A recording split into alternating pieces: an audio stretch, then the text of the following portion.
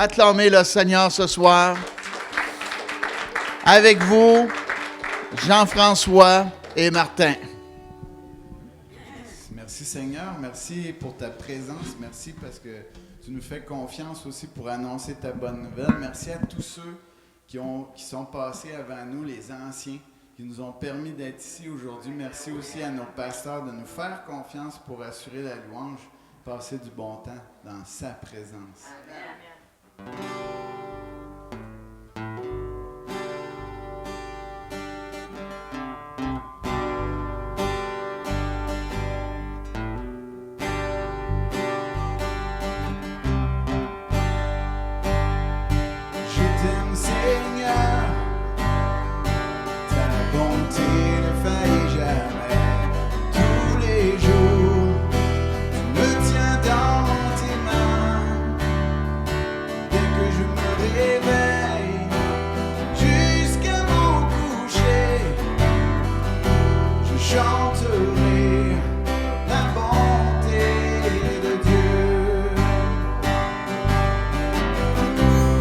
Toute ma vie, tu as été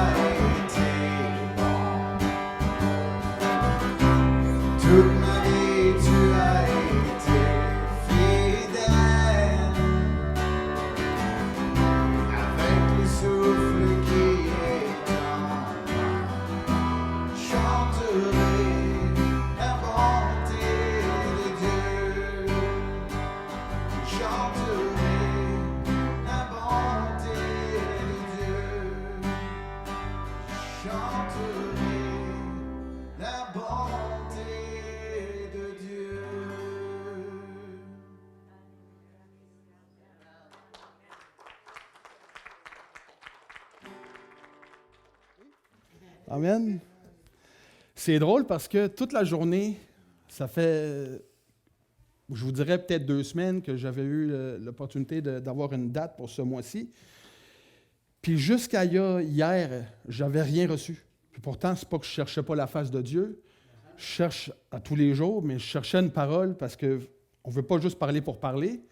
On veut parler pour que nous-mêmes, on grandisse, puis faire grandir les autres avec ce qu'on a reçu. Fait que j'ai dit, Seigneur, qu'est-ce que tu veux me dire? Qu'est-ce que tu veux que je dise? Moi, je ne peux pas rien dire de bon, mais toi, tu peux me dire qu'est-ce que j'ai de bon à dire. Fait que j'ai dit, Seigneur, j'attends que tu m'inspires. Fait que j'ai prié, j'attends, je cherche, je prie, j'attends, je cherche. Ma femme m'a dit, va te coucher, ça va tout bien venir en dormant. Puis comme de fait, en me levant un matin, c'était là. Fait que j'avais déjà eu la pensée il y a 2 jours, mais je ne savais pas où débloquer avec ça. Fait qu'aujourd'hui, on va débloquer sur quelque chose. Fait que dis à ton voisin, si tu n'aimes pas la limonade, on va presser le citron. Amen. Puis c'est grâce au presseur qu'on a de la bonne limonade. Fait que Seigneur, ce soir, il voulait que je fasse comme le presseur, ça a l'air. Fait qu'on y va avec ça. Moi, j'obéis au Seigneur puis ce qu'il me demande. C'est ça, un bon disciple, c'est faire ce que le maître dit. Puis ce soir, avant d'aller trop loin, j'aimerais juste ça qu'on remette ce temps-là parce que je ne veux pas m'en aller dans mes avis ou dans peu importe ce que c'est. Je veux rester dans ce que le Seigneur me dit de dire, puis rester là. Puis que s'il y a les dons, puis tout ça, que ça se manifeste. Fait que Saint-Esprit, ce soir, je te remercie de m'avoir donné cette opportunité de te laisser parler. Saint-Esprit, ce soir, viens prendre le contrôle dans cette réunion, puis que tout ce qui va sortir de ma bouche soit inspiré de toi et sorte uniquement de ta parole. Merci, Saint-Esprit, de me oindre ce soir pour ce message, puis de faire en sorte que les terres qui vont le recevoir vont être des bonnes terres, puis des terres qui vont porter du fruit au nom de Jésus. Amen. Fait que bonsoir tout le monde encore. J'espère que vous allez bien. Tout le monde disait que ça allait bien. Fait que merci Jésus parce que ça va bien. Parce qu'on peut prier quand ça va mal, mais on peut prier quand ça va bien. Puis je préfère ce moment-là. Ce soir, le titre de mon message, c'est un message qui va faire de la limonade, mais le titre, c'est « Sommes-nous tous appelés au ministère? » Fait que c'est un grand mot, ministère, mais souvent, on a des incompréhensions face au mot ministère, puis même que des fois, ça peut créer des barrières, ça peut créer des disputes, ça peut créer de la jalousie par rapport à faire ou ne pas faire quelque chose dans le ministère. Puis là, on va mettre ça au clair ce soir. On va commencer avec « Qu'est-ce qu'un ministère? » Fait que ce soir, on va illuminer ça. Je suis allé chercher une source inconvertie, voir qu'est-ce que ça voulait dire selon eux autres. Selon Wikipédia, le ministère dans le christianisme est le service qu'un croyant ou qu'une croyante accomplit selon un appel particulier de Dieu pour l'Église et la mission. Fait qu'ils ne sont pas trop loin. Puis en hébreu, version biblique, la définition se dit diaconia. Fait qu'en fin de semaine, on parlait de Diane, mais là, on ne va pas avec Diane, on va avec diaconia, qui signifie service, qui veut dire ministère, de ceux qui répondent aux besoins de qui? Des autres. Le deuxième point, c'est de ceux qui, appelés par Dieu évidemment, proclament la religion parmi les hommes. Fait que ça, c'est le ministère. Puis Jésus, lui, c'est celui qui nous a fourni le modèle du ministère chrétien. Parce qu'on ne veut pas faire n'importe quoi, on veut faire ce que Dieu nous demande. Fait que si vous voulez, vous pouvez aller dans votre Bible. On va lire plusieurs versets ce soir, puis c'est bon de les avoir à l'œil, même si vous n'avez pas le temps de tous les noter. Mais au moins, vous avez une référence, parce que tout ce que je vais dire est appuyé sur une référence. Ce n'est pas mon idée, c'est ce que la Bible a voulu dire. Fait qu'on va aller dans le livre de Matthieu, au chapitre 20, le verset 28. Quand vous serez là, vous pourrez dire « Amen ».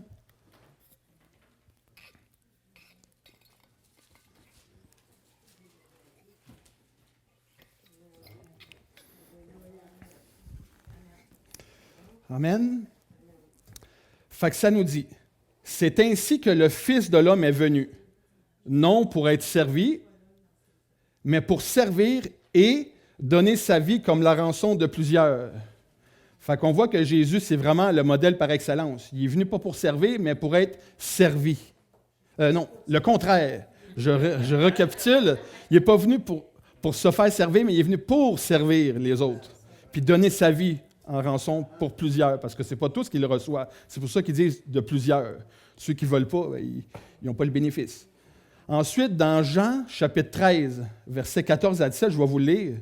« Si donc je vous ai lavé les pieds, moi, le Seigneur et le Maître, vous devez aussi vous laver les pieds les uns aux autres, car je vous ai donné un exemple, afin que vous fassiez comme je vous ai fait.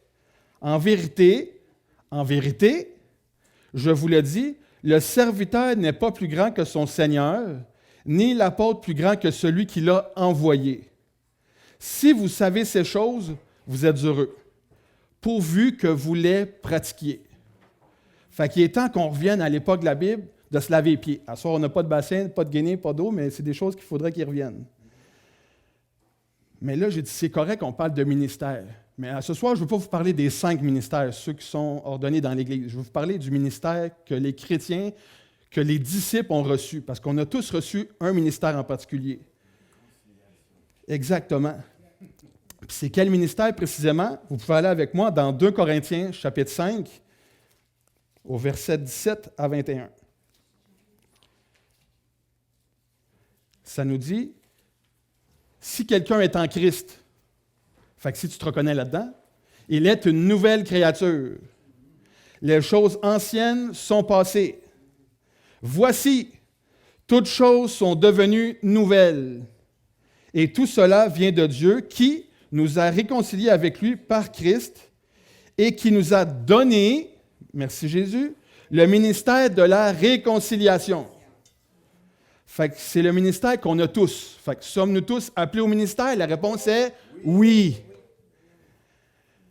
Et merci Seigneur de nous utiliser, le ministère de la réconciliation, ce qui veut dire de réconcilier l'être humain avec Dieu. Car Dieu était en Christ, réconciliant le monde avec lui-même, en n'imputant point aux hommes leur offense, et il a mis en nous la parole de la réconciliation. Nous faisons donc des fonctions d'ambassadeurs pour Christ. Quel privilège! Comme si Dieu exhortait par nous tous, nous vous en supplions au nom de Christ. Ça, c'est le message. Soyez réconciliés avec Dieu.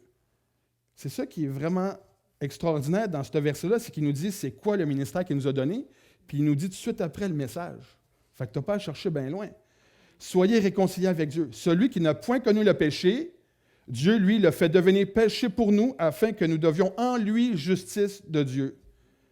Quel beau message en tant qu'ambassadeur de Christ à aller apporter aux inconvertis. Ensuite, dans le livre de Matthieu, au chapitre 28, le verset 18 à 20, c'est un autre ministère que Dieu nous a donné à chacun en tant que disciples. Ça nous dit, Jésus s'étant approché, leur parla ainsi. Tout pouvoir m'a été donné dans le ciel et sur la terre. Ensuite, ça dit quelque chose. Restez assis, faites pas grand-chose, puis attendez que je revienne. Ah, mais non. Allez, faites de toutes les nations des disciples, les baptisant au nom du Père, du Fils et du Saint-Esprit, puis c'est pas fini là, et enseignez-leur à observer tout ce que je vous ai prescrit. Puis il y a une belle promesse avec ça, ce qu'il nous dit tout de suite après, verset 20, « Et voici, je suis avec vous tous les jours jusqu'à la fin du monde. » Puis je rajoute « qui arrive ». Fait qu'on n'est pas là en croisière de plaisance. Mais là, j'ai dit faire des disciples. Puis je me suis posé la question parce que récemment, je parlais avec le pasteur de ça, de disciple-là. Mais je suis allé chercher, ça voulait dire quoi, ça, faire du disciple-là? Parce que j'ai jamais, on a reçu du disciple-là par nos dirigeants, mais d'en faire avec d'autres, puis d'aller plus loin que faire accepter Jésus, c'est une autre affaire, là. Mais qu'est-ce que ça signifie faire du disciple-là? Je suis allé faire ma recherche, ça veut dire que c'est un processus par lequel le disciple devient comme le maître. Cela passe par des enseignements, des épreuves bien évidemment, de la pratique, de la méditation de la parole de Dieu et bien d'autres moyens. Dans la Bible, de Genèse jusqu'à Malachie, les modèles de disciples-là qu'on a eus dans la parole, il y en a eu 2 que j'ai été capable de trouver, comme Moïse et Josué. Il y avait aussi Élie et Élisée. Il y avait des enseignants qui les montraient comment que ça fonctionnait, toute l'affaire. Puis c'était comme une ombre des choses à venir. l'Ancien Testament présente le disciple-là, ses vertus puis son fonctionnement. Mais dans le Nouveau Testament, jusqu'à Jean le Baptiste, le disciple avait pour maître ou directeur un homme. Dans Jean, le chapitre 1, verset 35, ça nous dit, le lendemain, Jean était encore là avec 2 de ses disciples, Simon-Pierre puis André, son frère. Merci Seigneur, il sauve des familles. Mais le Seigneur est venu créer une révolution dans la conception du disciple-là, en disant à ses propres disciples ceci. Matthieu, chapitre 23, versets 8 à 12, je vais vous lire en version Darby. Ça dit, « Mais vous, ne soyez pas appelés rabbi, car un seul est votre conducteur, le Christ. Et vous, vous êtes tous frères. Et n'appelez personne sur la terre votre Père, car un seul est votre Père, celui qui est dans les cieux. Ne soyez pas non plus appelés conducteurs, car un seul est votre conducteur, le Christ. » Conducteur, frère. Fait que ce que ça m'a montré, ce verset-là, c'est que ça, c'est une raison à ne plus avoir de compétition ou d'essayer d'être meilleur ou d'orgueil mal placé pour essayer de compétitionner avec un frère qui fait du ministère ou qui fait du service, ou peu importe le service qui soit. Parce qu'en fait, celui qui est au-dessus, c'est toujours Dieu. Aujourd'hui, aucun homme ne devrait être le disciple d'un autre. On voit dans la parole souvent qu'on a vu l'autre qui disait « Moi, je suis un disciple de Paul, moi, je suis un disciple de ci, moi, je suis un disciple de ça. » Mais en fait, ça devrait être des disciples de Jésus, parce que c'est Jésus le maître. Oui, on est dirigé par des personnes, mais ça reste que c'est quand même Dieu le maître. Au travers le disciple-là, le Christ se reproduit à l'infini. Dans chaque personne qui renonce à sa vie pour vivre celle que le Seigneur a préparée pour lui. Bon, fait que ça, c'était la définition du disciple-là. Maintenant, c'est quoi les buts de faire ça, du disciple-là? J'en ai trouvé 3. C'est de multiplier, numéro 1, multiplier le maître. Dans Genèse, chapitre 1, verset 28, ça dit « Dieu les bénit et Dieu leur dit « Soyez féconds, multipliez, remplissez la terre et l'assujettissez et dominez sur les poissons de la mer, sur les oiseaux du ciel et sur tout animal qui se meut sur la terre. » Fait que c'est bon pour des enfants, mais c'est bon aussi en tant que disciple de se multiplier, d'être fécond. Il faut semer la parole, il faut se multiplier. C'est ça notre job. Numéro 2, c'est impacter comme le Seigneur. Dans Jean, le chapitre 14, au verset 12, version Darby, ça dit « En vérité, je vous dis, celui qui croit en moi fera lui aussi les œuvres que moi je fais, et il en fera de plus grandes que celles-ci. Parce que moi, je m'en vais au Père. » Fait que là, on va se dire c'est prétentieux ou c'est orgueilleux, mais non, c'est obéir à Dieu. Puis c'est lui qui fait les œuvres au travail de nous, fait qu'on n'a aucune raison de se glorifier. Le 3e point, c'est se servir de témoignage. Dans Acte 1, verset 8, ça dit « Mais vous recevrez une puissance. » On l'aime, ce verset-là. « Le Saint-Esprit survenant sur vous, et vous serez mes chrétiens assis. » Ah, non, encore une fois, non. Mais témoins. Je vais inviter ma sœur à prêcher à soir. À Jérusalem, dans toute la Judée, dans la Samarie et jusqu'aux extrémités de la terre. Fait qu'être un témoin, ceux de Jéhovah ont saisi c'était quoi? Parce qu'ils vont solliciter les gens, ils vont témoigner. Ils témoignent de leur foi, même si des fois, on ne rentre pas là-dedans, même s'ils sont un peu dans une conviction différente de nous, bien, ça reste qu'ils ont de l'audace, puis ils obéissent. Ils vont. C'est un bon modèle pour les chrétiens. C'est juste le message qu'il faut qu'il change. Merci Seigneur de nous utiliser comme des témoins. Au travers de cette formation qu'est le disciple-là, le disciple prend la forme de son maître afin de jouir de son héritage. On peut aller ensemble dans Genèse, le chapitre 27.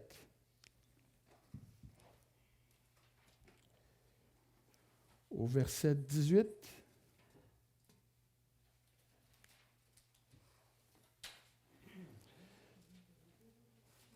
Merci Seigneur pour ta parole.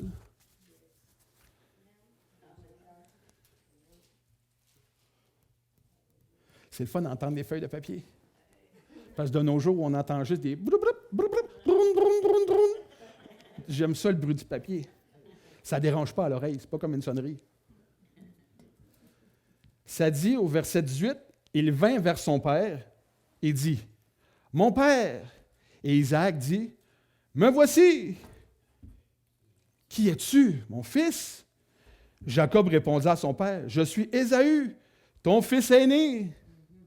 J'ai fait ce que tu m'as dit. Lève-toi, je te prie, assis-toi et mange de mon gibier, afin que ton âme me bénisse. » Fait qu'il y a une bénédiction à obéir. Jouer de son héritage.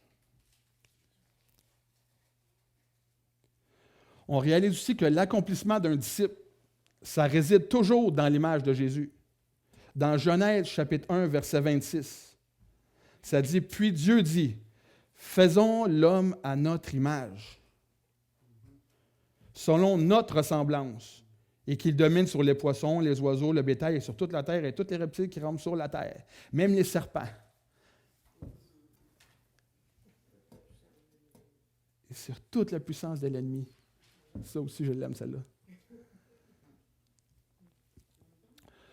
C'est bien important que quand on voit un disciple, on puisse voir le maître. Comme on voit le Père au travail le Fils. C'est ça un bon disciple de Jésus. C'est que quand tu regardes un disciple, tu vas voir Jésus. On peut manquer de sagesse, on peut être nouveau, zélé amer, mais tôt ou tard, l'image de Christ va sortir. Ça n'a pas le choix. Tu ne peux pas rester collé à quelqu'un sans y ressembler. Puis Jésus, c'est ça. Plus qu'on est collé sur lui, plus qu'on y ressemble. Fait qu'au début, le porc-épic, il pique, le citron, il sort vite. Le jus, il y en a beaucoup, mais à la longue, il faut un peu plus tordre pour que le citron il fasse de la limonade.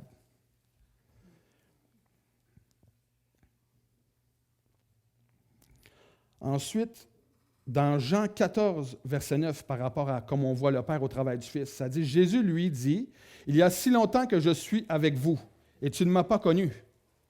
Philippe, celui qui m'a vu a vu le Père. Comment dis-tu, montre-nous le Père? » Fait que c'est important d'être un bon témoin, un bon disciple. Puis là, c'est ça que j'ai trouvé. J'ai lu un livre dans les dernières années pendant la pandémie. C'était la différence. C'était esclave, chrétien ou disciple. C'était ça les trois. C'était un ou l'autre. Puis en lisant le livre, tu vois la profondeur des noms. Tu sais, on peut dire chrétien, mais le pape dit chrétien, le gars que j'évangélise sa rue dit chrétien, puis pourtant il n'a pas donné sa vie à Jésus, puis ça ne l'intéresse pas non plus, mais il est chrétien. Esclave de Jésus, esclave de Christ, ça, tu entends moins ça quand tu te demandes, toi, tu connais-tu Jésus? Ah ouais, moi, je suis un esclave de Christ, tu l'entends moins, celle-là. C'est pas mal moins populaire. Puis disciple, tu l'entends très rarement. De nos jours, on est bénis, nous autres, à Granby, parce qu'on est la ceinture du réveil. Fait qu'il y en a de plus en plus qui émergent d'ici, là. Mais sur le reste du Québec, mon disciple, tu n'entends pas ça trop souvent. Puis je voulais voir c'était quoi la différence entre un et l'autre. La différence entre être un chrétien ou être un disciple. Puis ça, ce n'est pas mon idée, là. Un chrétien, c'est un religieux qui croit en Jésus. Mais un disciple, c'est un être spirituel qui apprend à faire comme Jésus. Croire en Jésus ne fait pas de nous automatiquement des disciples de Christ. Dans Jacques 2,19, ça aussi, je l'avais bien aimé, ce verset-là, ça dit « Tu crois qu'il y a un seul Dieu. Tu fais bien. Les démons le croient aussi, et ils tremblent. » Fait que le fait de croire en Jésus, ce n'est pas suffisant. Ce n'est pas ça qui fait de toi automatiquement un disciple, parce que tu crois en Jésus. Le fait d'être chrétien également et d'attendre le retour du Seigneur Jésus ne fait pas de nous des disciples également. Fait qu'on peut être assis dans le bateau, puis on attend qu'il revienne, puis on ne fait rien en attendant. Ben, tu sais, c'est drôle à dire, un plombier qui ne fait pas de plomberie, tu ne peux pas appeler ça un plombier. Ben, c'est la même chose. Dans Luc, chapitre 23. au verset 39. Ça dit, l'un des malfaiteurs crucifiés l'injuriait, disant, « N'es-tu pas le Christ? Sauve-toi toi-même et sauve-nous. » Mais l'autre le reprenait et disait, « Ne crains-tu pas Dieu, toi qui subis la même condamnation? Pour nous, c'est justice, car nous recevons ce que nos crimes ont mérité. Mais celui-ci n'a rien fait de mal. » Et il dit à Jésus, « Souviens-toi de moi quand tu viendras dans ton règne. » Souviens-toi de moi quand tu viendras. Puis on sait la suite. Il a dit, « Au jour du même, tu seras avec moi dans le paradis. » Parce qu'il avait reconnu la seigneurie de Jésus. Mais ça ne fait pas de lui un disciple pour autant. On peut être sauvé sans être un disciple. Mais quand on aime vraiment Jésus, on veut devenir ce qu'il veut qu'on devienne. Puis ce qu'il veut qu'on devienne, c'est des disciples. Ensuite, le fait de faire l'expérience de la nouvelle naissance ne fait pas de nous des disciples hors de tout doute. Si on va dans le livre de Corinthiens, dans le 1 Corinthiens, chapitre 5, je ne le lirai pas parce qu'il est vraiment long, là. Mais on sait très bien que l'Église de Corinthe, c'est une Église qui avait beaucoup d'immoralité. Puis ce n'était pas des inconvertis, c'était une Église, l'Église de Corinthe. Fait qu'ils avaient accepté Jésus, mais ils vivaient dans l'immoralité. Fait qu'est-ce que ça fait d'eux des disciples? Tout comme Paul a mentionné dans le livre de Galates, Galates chapitre 2, verset 20. Ça aussi, on l'aime bien le dire. « J'ai été crucifié avec Christ. Et si je vis, ce n'est plus moi qui vis, c'est Christ qui vit en moi. Si je vis maintenant dans la chair, je vis dans la foi au Fils de Dieu qui m'a aimé et qui s'est livré lui-même pour moi. » La vraie vie de disciple, c'est là que ça commence. Ça commence quand on met fin à notre propre vie. Pas se suicider, là. Quand on met fin à notre propre volonté. Quand on veut obéir. Qu'on met tous nos plans à nous dans un sac, puis on débarrasse le sac. Puis on dit, Seigneur, me voici, fais de moi ce que tu veux. Dans Matthieu chapitre 16, versets 24 et 25, ça dit, alors Jésus dit à ses disciples, il ne dit pas aux gens sur le bord de la rue, là, il dit, si quelqu'un veut venir après moi, qu'il renonce à lui-même, qu'il se charge de sa croix et qu'il me suive. Car celui qui voudra sauver sa vie, la perdra. Mais celui qui la perdra à cause de moi, la trouvera. Êtes-vous prêts à mourir pour Jésus? C'est facile à dire tant qu'on n'a pas le fusil sur le bord de la tête.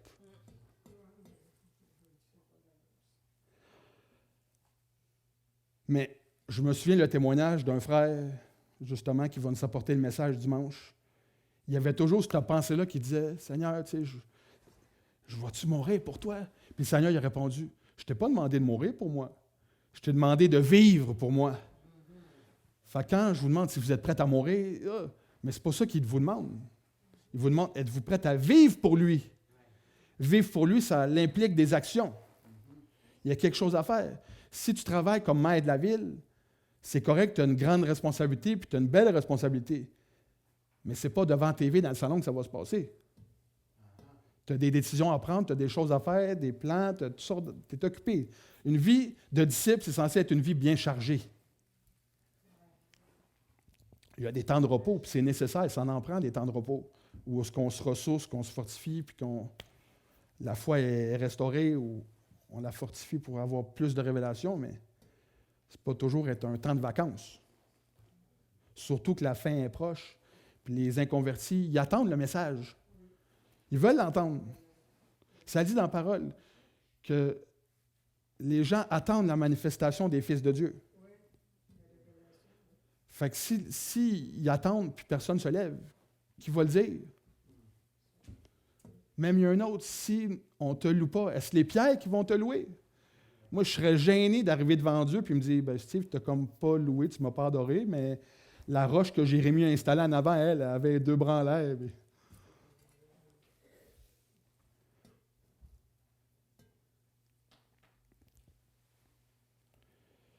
Nous devons nous examiner régulièrement.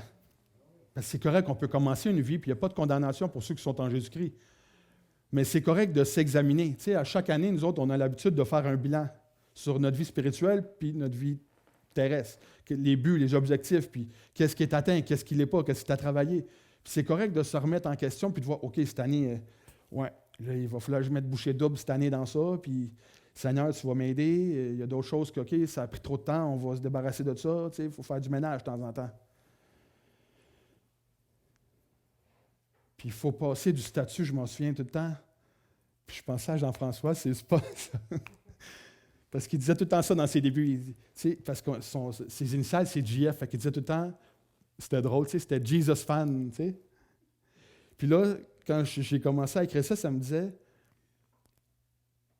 nous devons passer du statut de fan de Jésus à disciple de Jésus, ce qui est rendu. Parce qu'on peut aimer Jésus. Les enfants aiment Jésus. La majorité des gens qui connaissent la religion aiment Dieu, aiment Jésus. Mais l'aimer, puis faire ce qu'il nous demande,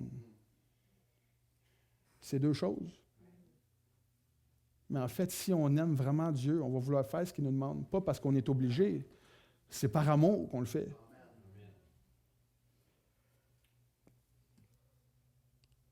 Le ministère de Jésus, depuis 2000 ans, il a traversé les âges, les générations. Puis ce n'est pas grâce à des beaux discours. C'est grâce aux disciples-là. Si on a tous entendu le message, ceux qui sont assis ici jusqu'à ce jour, c'est que quelqu'un qui a pris sa responsabilité de disciple, il a fait ce que Dieu lui demandait de faire. Puis nous, on se doit, en tant que bons disciples, de faire la même chose, d'annoncer le message à quelqu'un qui ne le connaît pas.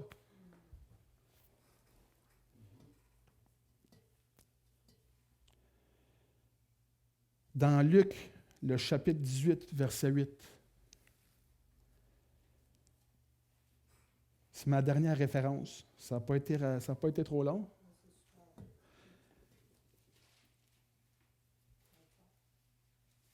Ça dit, « Je vous le dis, il leur fera promptement justice. Mais quand le Fils de l'homme viendra, trouvera-t-il la foi sur terre? » Quand j'ai lu ça, je trouvais que ça faisait global.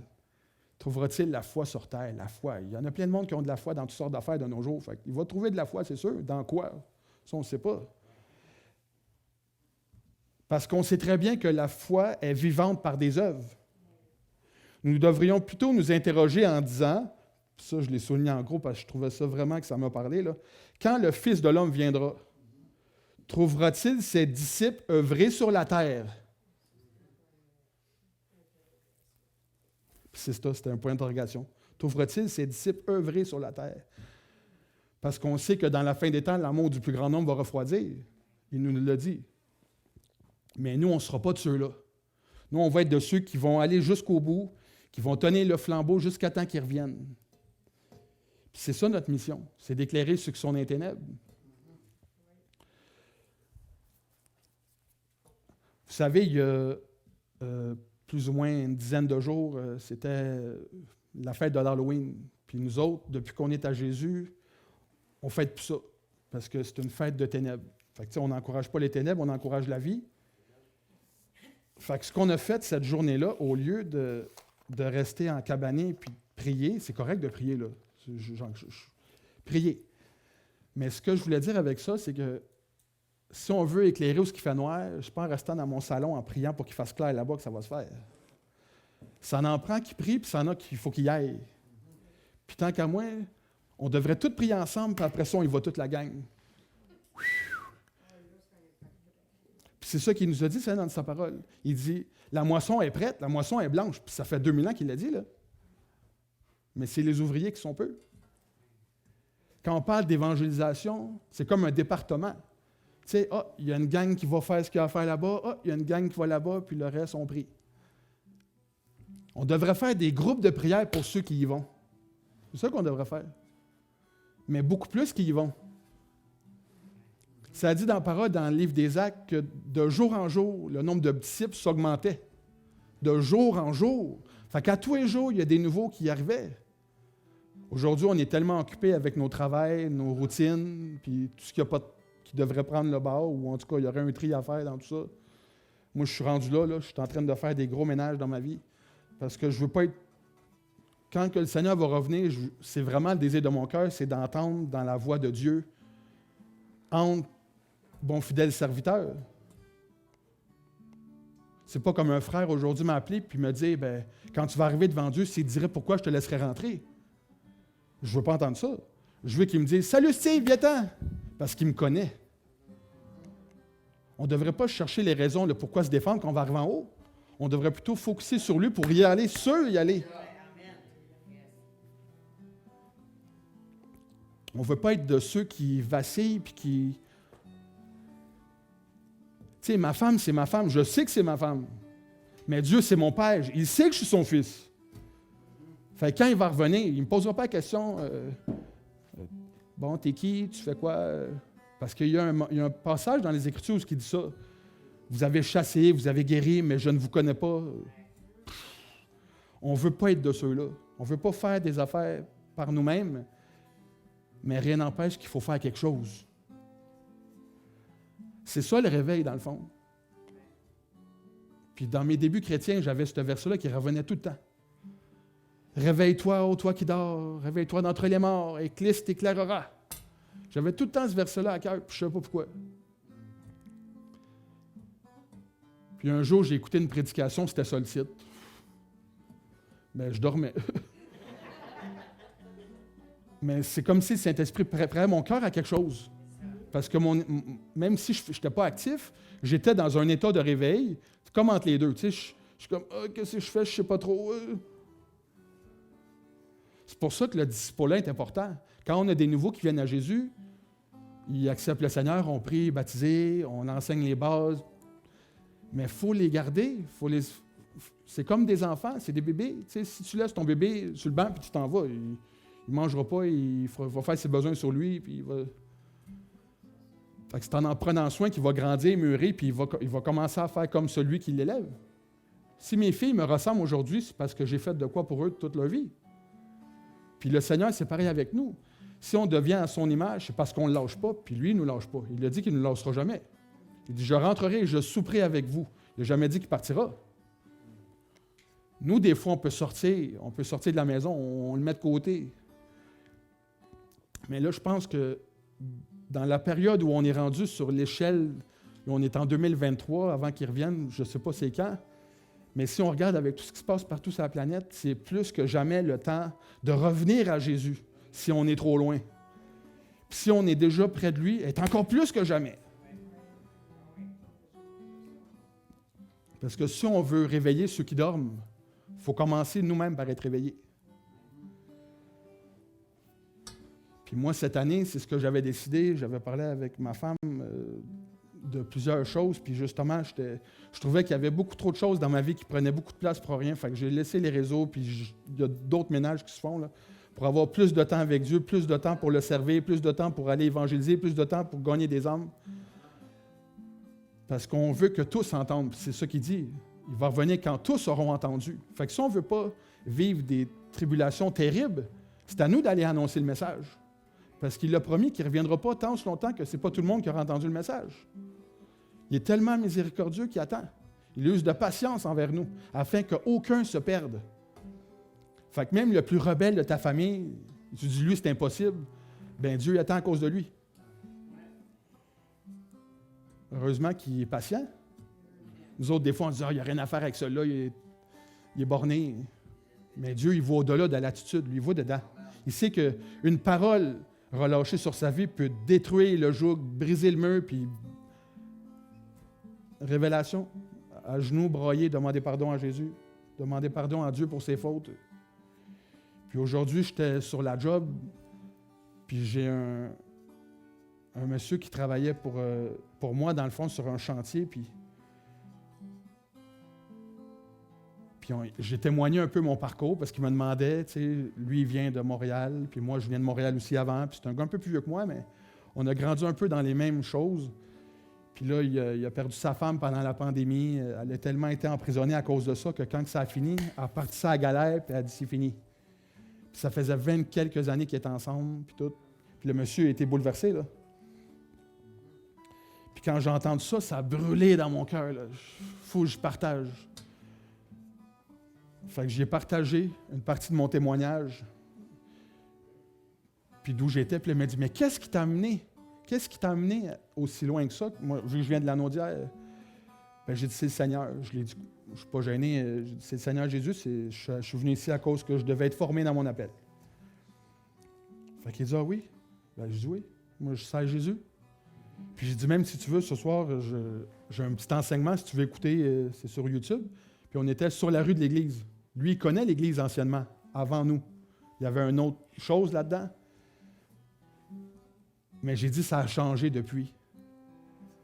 Puis, t'es bienvenu. Si tu veux nous visiter ou tu veux venir voir.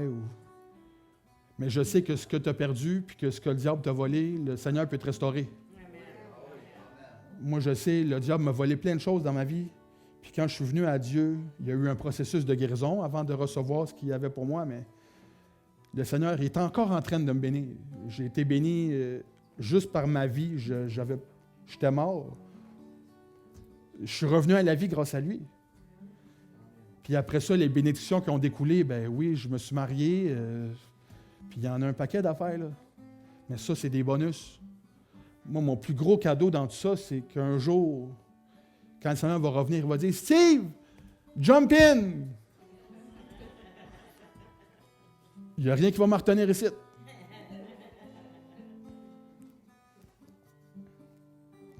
Fait que ce soir, si toi, tu as été comme moi, puis tu as perdu un peu de temps dans n'importe quoi, puis tu aimerais ça revenir à Jésus, sincèrement, puis dire, moi, Seigneur, je veux un nouveau départ, comme le pasteur nous répète si souvent. Même si tu es déjà chrétien. Tu sais, ce que je veux dire, c'est une nouvelle consécration. Je ne veux pas utiliser sur porte à zéro, mais une nouvelle consécration. Plus que Dieu, se débarrasser du reste. Puis le Seigneur, il dit que c'est lui qui crée le désir et le vouloir. Fait que ce soir, s'il te dit, go, n'endurcis pas ton cœur.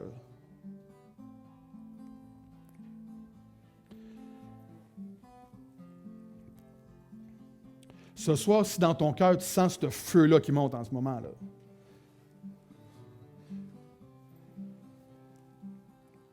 ben fais juste le dire dans tes mots. Moi, je vais le dire, mais dis ça dans tes mots à toi, là. Fais juste dire, Seigneur Dieu, je te demande pardon. Je te demande pardon pour toutes les distractions qui m'ont éloigné de toi. Je te demande pardon pour tous les péchés que j'ai commis également.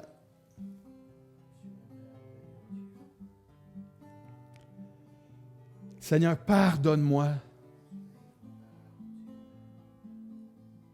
Je sais que sans toi, je ne peux rien faire de bon.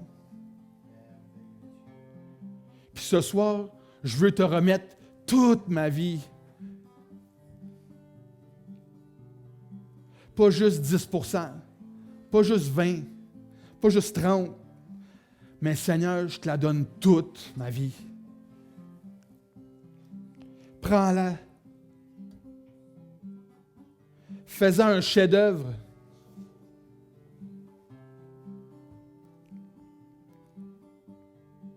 Je sais que c'est toi le Seigneur. Je sais que tu es Dieu. Je reconnais que Jésus, c'est ton Fils, puis qu'il est mort pour mes péchés.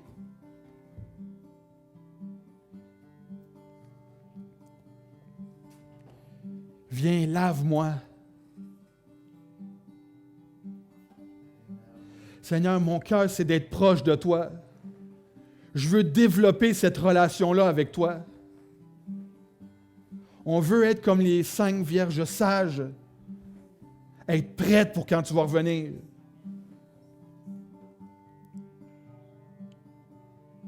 Viens m'aider à faire plus de place pour toi dans ma vie.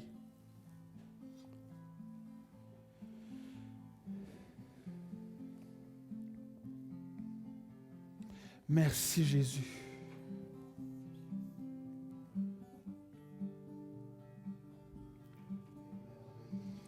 Merci, Seigneur.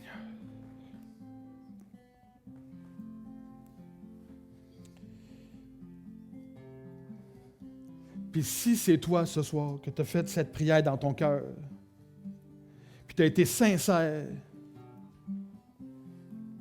puis c'est vraiment ton désir de servir Dieu au ministère qui nous a tous appelés, ben je t'invite ce soir. Dimanche prochain, on a un service comme à tous les dimanches. Mais je t'invite à venir nous rejoindre. Il y aura un temps dans sa présence.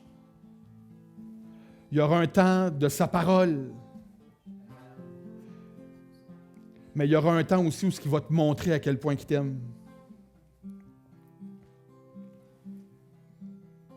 Fait que si ça te dit, même si le diable, dimanche au matin, à 9h15, il dit « Oh, reste assis dans le divan », toute ta vie t'a mené.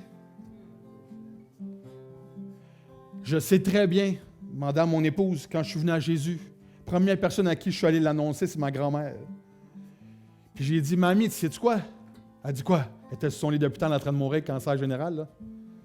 Elle dit « Quoi? » Ben j'ai dit « J'ai donné ma vie à Jésus. » J'ai commencé à lire la Bible.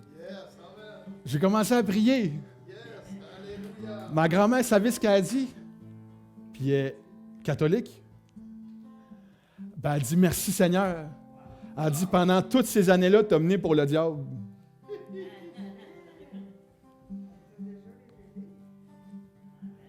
Moi, ça m'a touché quand elle m'a dit ça. Parce qu'elle avait raison.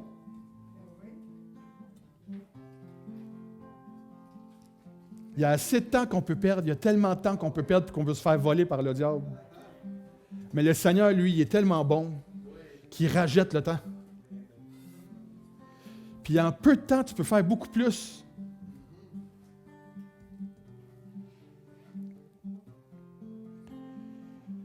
Fait que si dimanche matin, le diable te dit « Reste assis », tu dis « Toi, tu te tais dans le nom de Jésus. » On va arrêter ça là. On se lève, mets tes culottes, tes bretelles. 369, non, 305, 305. Tu ne pourras pas dire que le diable t'a menti. Le Seigneur te dit 305, la rue Bellan. Sainte-Cécile de Milton, c'est pas trop loin de Granby, 10 minutes en char. T'as pas de char? Écris à salutdélivrance.org, on va trouver un moyen d'aller te chercher.